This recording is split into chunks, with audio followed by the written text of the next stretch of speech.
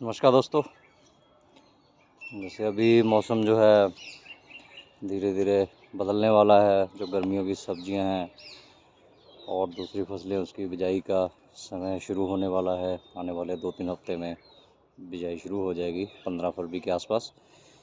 तो अभी जो समय चल रहा है प्याज की बिजाई का समय चल रहा है। तो जैसे आपको यहाँ दिखाया था कि यहाँ हमने आलू लगाए थे, तो धीरे धीरे हम खाने के लिए आलू निकालते जा रहे हैं और उसकी जगह प्याज लगा रहे हैं। और जैसे डॉक्टर जसपाल सिंह डेरी जी हुशियारपुर में जो हमारे बागवानी विभाग के ऑफिसर हैं, तो उन्होंने एक ट्रेनिंग में बताया था कि लगातार बिजाई करते रहना चाहिए। और जो अभी पंजाब की खेती नीति बनी है, जो एग्रीकल्चर पॉलिसी का जो खर्रा तैयार हुआ है, जो उसका ड्राफ्ट तैयार हुआ है, उसमें लिखा गया कि पंजाब में जो है 70% के करीब प्याज जो है वो बाहर से ही आता है। और इतनी कमी है पंजाब की, पंजाब में सिर्फ 25-30% प्याज ही पैदा होता है जितनी ज़रूरत है। तो पूरे खेत में प्याज लगाने की बजाय अच्छी अगर प्लानिंग की जाए तो अंतर फसलों के तौर पे जो किसान खुद मंडीकरण कर रहे हैं और जो ना भी कर रहे हैं उनके लिए भी ये हो सकता है। तो अभी जैसे मिड जनवरी में आमतौर पे जो देसी तरीका है याद रखने का कि दिवाली पे बीज लगा के पौध तैयार की जाती है, पनीरी तैयार की जाती है, नर्सरी तैयार की जाती है। और लोहड़ी पे जो जनवरी के मिड में होता है तो लगाई जाती है। तो अभी यहाँ पे प्याज लगाया, तो मैंने ये आपको जैसे बताया था कि सरसों के पौधे लगा के यहाँ पे ये टमाटर के देसी टमाटर हैं उसके पौधे लगाए हुए हैं, तो ये इसको कोरे से बचा रहे हैं। तो ऐसे बीच में सब्जियां जो हैं वो लगाई जा सकती हैं। ये पौधे वाले टमाटर हैं, बेल वाले नहीं हैं, तो ये थोड़ा सा ध्यान रखना पड़ेगा। तो इसी तरीके से एक यहाँ पे टमाटर लगे हैं, एक यहाँ पे टमाटर लगे हैं। तो जब तक प्याज जो है वो पूरे तैयार हो जाएंगे, टमाटर भी लगने लगेंगे, तब तक तो धीरे धीरे जो है प्याज हम निकालते जाएंगे यहाँ से और टमाटर के पौधे फैलते जाएंगे। तो जहाँ जहाँ पे टमाटर जो जैसे प्याज की उखाड़ेंगे तो और सब्जियाँ हम लगाते जाएंगे। तो ये 2 लाइन करीबन 6 फुट पे हमने टमाटर की लगा दी हैं। तो ऐसे ही यहाँ पे ये जो आलू का बेड है, जैसे हमने ये आलू निकालने शुरू कर दिए हैं, तो और 1-2 हफ्ते बाद हम इसमें भी एक साइड में जुकीनी चप्पन कद्दू लगाएंगे और दूसरी साइड में जैसे यहाँ पे ये बेड पे किया है तो एक साइड में यहाँ पे ये टमाटर की लाइन है।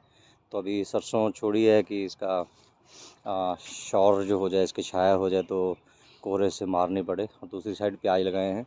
तो इसी तरीके से यहाँ पे किया जाएगा। तो पहले भी जैसे आपको दिखाया था कि ऐसे बैंगन लगाए हुए हैं, तो ये आप देख सकते हैं कि बैंगन लगने शुरू हो गए हैं दोबारा। तो बैंगन के साइड में जो है ये लहसुन लगाया होता है, ये बाज़ार से ऐसे रेडी से लाल लहसुन लेके लगाया था। तो इस साइड ये टमाटर लगाए हुए हैं, बीच में 1-2 पौधे पपीते के हैं। तो ऐसे ही यहाँ पे करेंगे कि जैसे यहाँ पे इस बेड पे ये यकीनी लग जाएगी इस साइड में, तो दूसरी साइड में उसके हम प्याज लगा देंगे। तो जब तक जुकीनी पूरी फैलेगी तो प्याज भी बड़ा हो जाएगा। तो जब जो बीच वाले बेड है उनमें से प्याज जब उखाड़ लिया जाएगा तो नेक्स्ट राउंड जो है उसकी सोइंग की जाएगी। तो इस तरीके से जो है आप रेगुलर सोइंग कर सकते हो, तो प्याज जो है आपकी सब्जियों में लगातार चलता रहेगा। तो अपने जो फसली चक्कर हैं वो इस तरीके से आप बना सकते हैं। प्याज एक बार अच्छे से निकल जाता है, करीबन 8-9 इंच अगर उसका वो हो जाता है, तो उसके बाद अगर बेल वाली सब्जियां हैं वो बीच में घुस भी जाती हैं तो उतना ज़्यादा असर इस पर नहीं पड़ता है, लेकिन बहुत ज़्यादा घना नहीं होना चाहिए। तो इस तरीके से आप जो है इसको मिक्स क्रॉपिंग आप कह सकते हैं, वो कर सकते हैं। एक तो आपकी फसल के साथ साथ लग रहा है, इस तरीके से कर सकते हैं। और दूसरा है कि आप कुछ फसलें कुछ बिजाई जो है, मान लीजिए आपने अभी बिजाई करनी है तो आप एक बेड छोड़ के प्याज लगा सकते हैं, बीच वाला बेड छोड़ दीजिए। तो 1 महीने बाद आपने जो भी सब्जियां लगानी है, जो छोड़ा हुआ बेड है उस पर वो सब्जियां लगा सकते हैं। तो प्याज भी साथ साथ में होंगे और सब्जियां हैं उसके पौधे बड़े होते होते 1.5-2 महीने ले लेते हैं। उदाहरण के तौर पे बैंगन ले लीजिए कि रो टू रो 5 से 6 फीट किसान रखते हैं फासला, तो बीच वाला जो 5 फीट बचा हुआ है उसमें कुछ भी नहीं लगता, तो बिल्कुल खाली जगह होती है।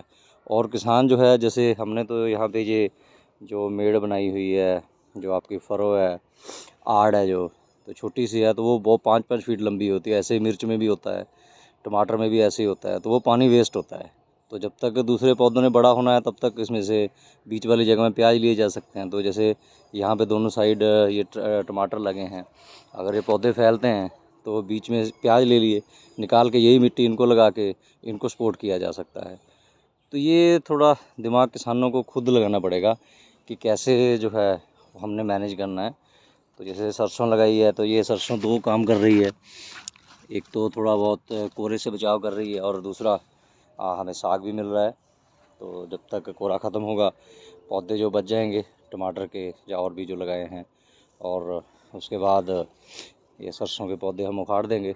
उखाड़ के जो टमाटर के पौधे हैं या और सब्जियों के पौधे वो फैलते रहेंगे। तो इस तरीके से जो है आप मिक्स फार्मिंग कर सकते हैं, एक तरह की रिले क्रॉपिंग है।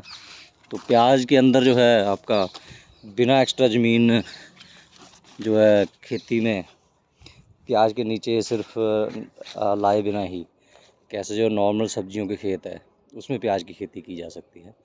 तो सोचना आपको है, ये सिर्फ एक आइडिया है, कैसे आप कर सकते हो, हम तो ऐसे ही कर रहे हैं। सो आलू के बाद प्याज, और प्याज उखाड़ के बाद उसके बाद के बाद जैसे मैंने सब्जी में बताया है, तो प्याज की जगह जैसे अप्रैल में उखड़ जाएंगे तो आप हल्दी भी लगा सकते हो। तो ऐसे ही होगा कि एक लाइन में हल्दी हो जाएगी, एक में सब्जियां हो जाएंगी। तो जब सब्जियां एक निकलेंगी उसके बाद अगली सब्जी आप इसमें लगा सकते हो, हल्दी चलती रहेगी। तो जब हल्दी जनवरी में उखाड़ी जाएगी तो फिर से प्याज लग जाएगा वहाँ पे। तो इस तरीके से रोटेशन जो है आप तैयार कर सकते हो, अपना जो फसली चक्कर जो है वो तैयार कर सकते हो। धन्यवाद।